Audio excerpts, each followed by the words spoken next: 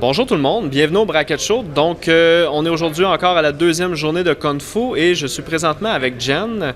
Hi Jen. Hey, how are you? Pretty good, and you? Excellent, thank you. All right. Maybe first we can start, if you could tell us a bit about yourself. Sure.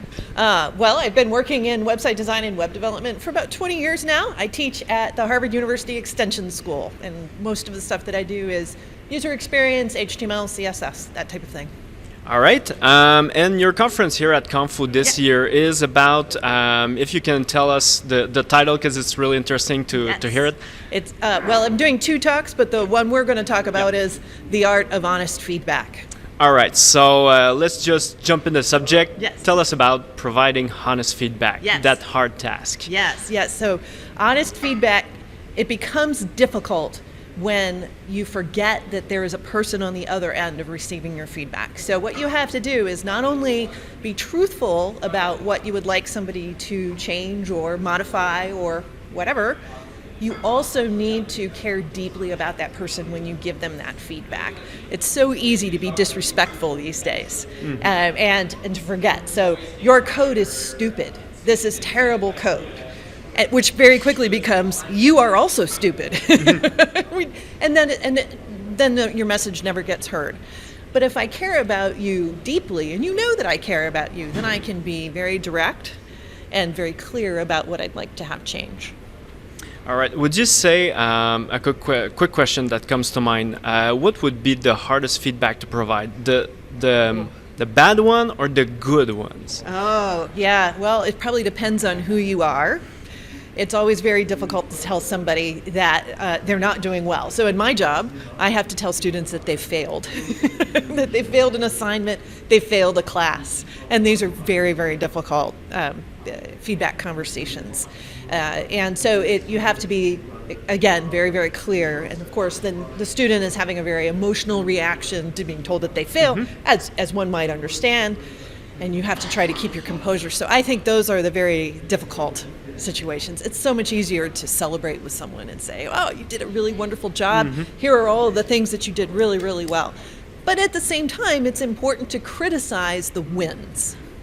If all we ever do is talk about what went wrong in a bad situation, but we never talk about what went wrong in a good situation, that's another place where we probably need to do better as society. Let's talk about things we could still improve.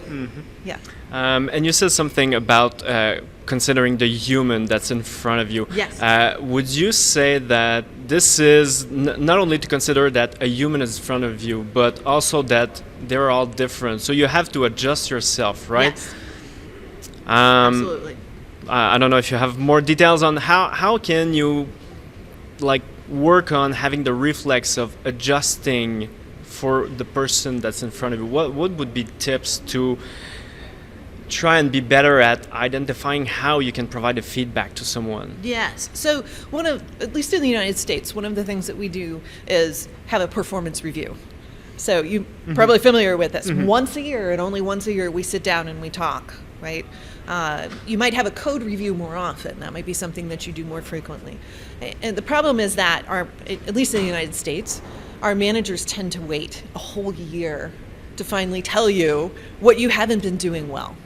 So what we need to do is we need to start integrating feedback into a daily basis so that I can walk by and say, oh, hello, I just got your email. That's fantastic news. I'm really glad to hear about that. Be sure you think about the following pieces of information.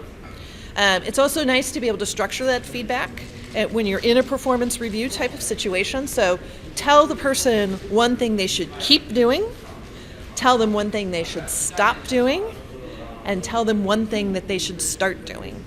Okay, so you can always do that in a performance review. You can even keep that going once a week. You could have the feedback meeting once a week and just review what people are doing, and one thing to keep doing, one thing to stop doing, one thing to start doing. Those are always wonderful ways to go. You can put that to use right in your code review, in fact.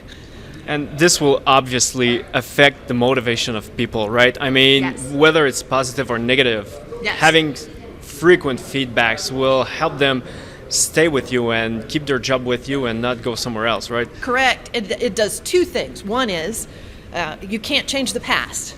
So if I'm doing something wrong and I have to wait a whole year to find out what I've done wrong, that's very frustrating for all involved. So if you tell me now, I can start to change something, and if I'm doing something well, I can keep doing it. And we don't have the frustration that builds up, that where you were watching me do the wrong thing all the time and you were very frustrated with my behavior, but you never tell me. Silence is the enemy of feedback. We have to be honest, we have to be clear, but we also have to be respectful. All right. Another question that comes to mind: if we go back on the positive feedback Yes. side of things, Yeah. whereas I think there's a thin line between giving honest feedback Yes. and just giving feedback because you have to give positive feedback to keep people motivated. I mean, when is the limit, or how can you gauge, measure the when is the right time to give honest feedback while not waiting a whole year? Yeah. So you are implying that honest feedback is negative feedback in some way. Honest feedback can be positive feedback as well. And so if you use this model of keep, stop, and start, the keep doing is the positive feedback, right? So you're doing this one thing really, really well, and make sure you keep doing that. Don't change a thing about that. But there's something maybe you should start doing, and maybe there's something you should stop doing. So, for example, if we're in a code review, by the way, I really love the new library that you integrated here, the new framework. I definitely want you to keep looking into that and learn more about that framework and what's coming out of the next version. However, at this shop, we are a shop that does tabs instead of spaces in our code. So I need you to stop. Stop with the tabs, Yes. and please start using spaces. And by the way, accessibility is becoming more and more important in the company, and I can tell from your code review that you maybe are not up on the latest accessibility principles. So I would like you to start looking into more about accessibility. So you see how positive that was? That I've given you some very tangible things for you to work on. I cared about you deeply. I haven't called you any names. I looked you right in the eye as I gave you all of this feedback. How do you feel? I feel great. Yeah. Just listening to this, right? Yeah, because you're like, okay, great. Now I know exactly what I need to go and work on to improve. And so then in a month, maybe we come back and I go, hey, good job. It's really hard to change between tabs and spaces, and I appreciate how difficult that is. But you've done a great job of it. Nice work. And how would this be, because we spoke a bit about manager-employee relationship for this. How can we push forward to have people, all employees, providing that feedback between themselves? Is there a trick or magic formula to do it? Yeah, it always starts at the top. Everything starts at the top, right? So one of the things to do, of course, is always to praise in public, criticize in private. Okay, but that is never true for the manager. So for the manager, you want to be sure to get positive and negative feedback in public. So if you have a team meeting, make sure that as the manager, model that behavior of receiving feedback in addition to giving feedback. Feedback doesn't go just one way. There are things that maybe I could do as a manager to improve. And once you set up that culture of everybody is giving everybody feedback all the time, and that we do it in a very, very respectful kind of way, then it will start to take root in the company. But just like all kinds of change, it takes time. And it's going to take consistent modeling. All right. Well, I think that concludes the interview. So thanks a lot, Jen, for your time. That was very much. awesome. Very much. There's a great book you can read if you'd like to know more about this. It's called Radical Candor, and the woman who wrote it is Kim Scott. So you can look for that. It's your favorite bookseller. All right. Thanks a lot for Yeah. the reference. Thanks. Yeah. Merci tout le monde. Bonne fin de journée.